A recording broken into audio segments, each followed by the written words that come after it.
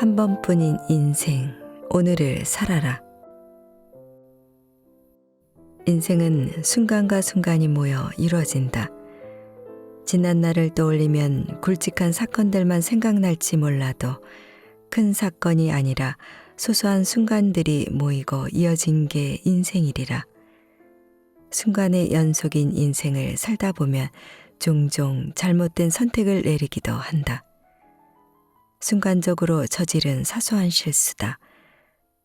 하지만 순간의 실수는 간혹 나비효과처럼 인생 전체에 커다란 영향을 미친다.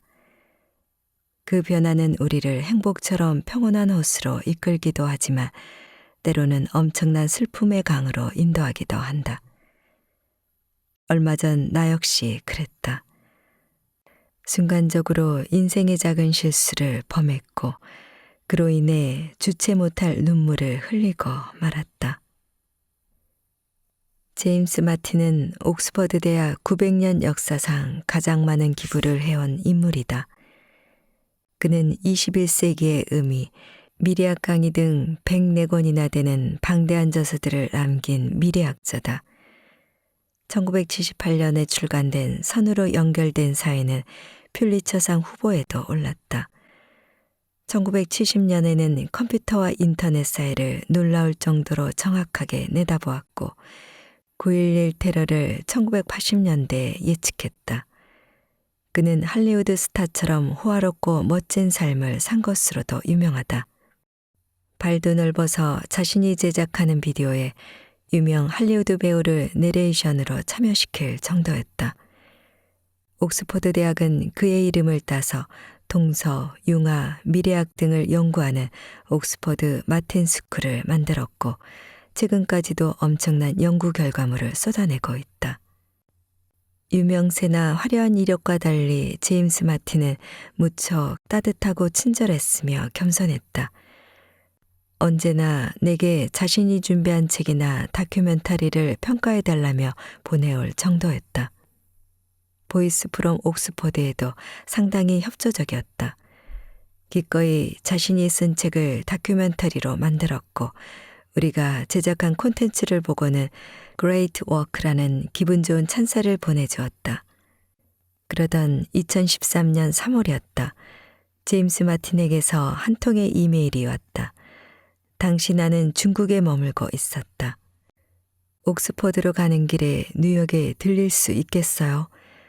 상대에게 부담을 줄까 웬만해서는 그런 말을 꺼내지 않는 그였기에 무슨 일인지 의문이 들었지만 가질 못했다.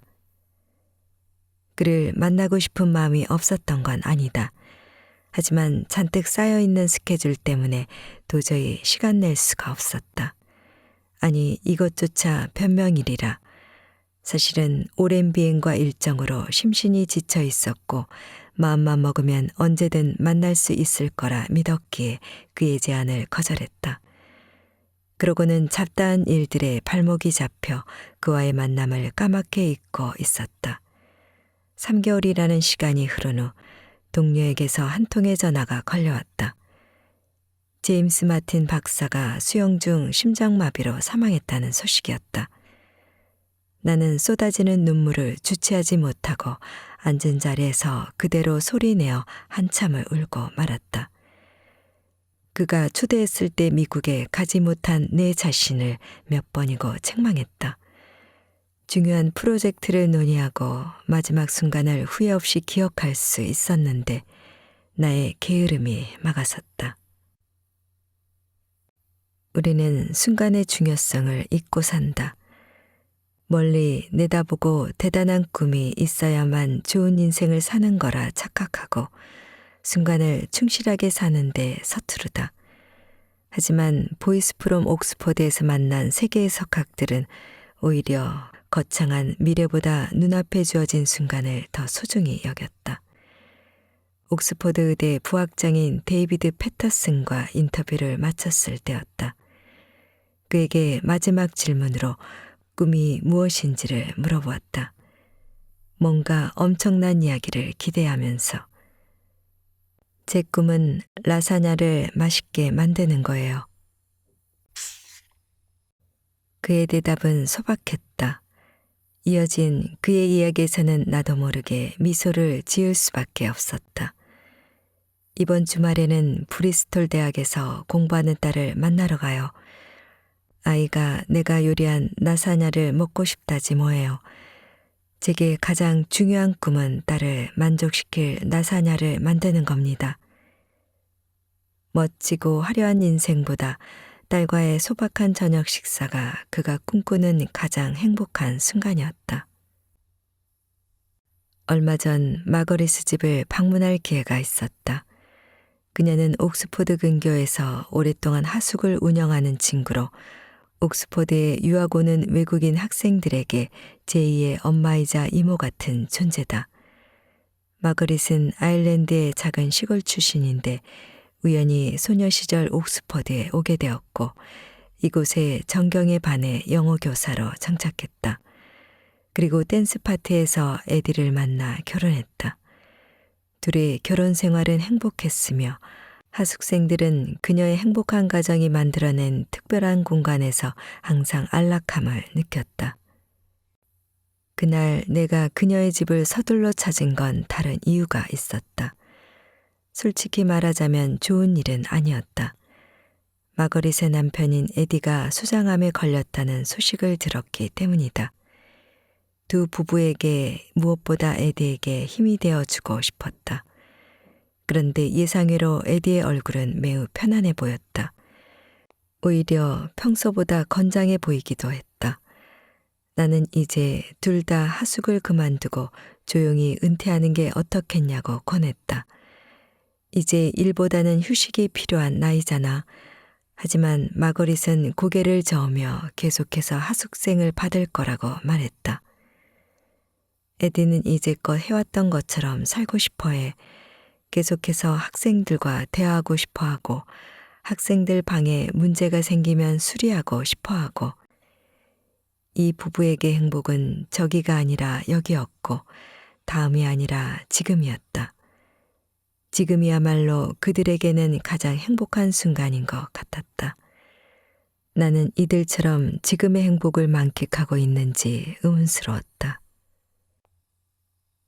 문득 옥스포드 대학 엑서트 칼리지의 프랜시스 케언 크로스 학장이 떠올랐다.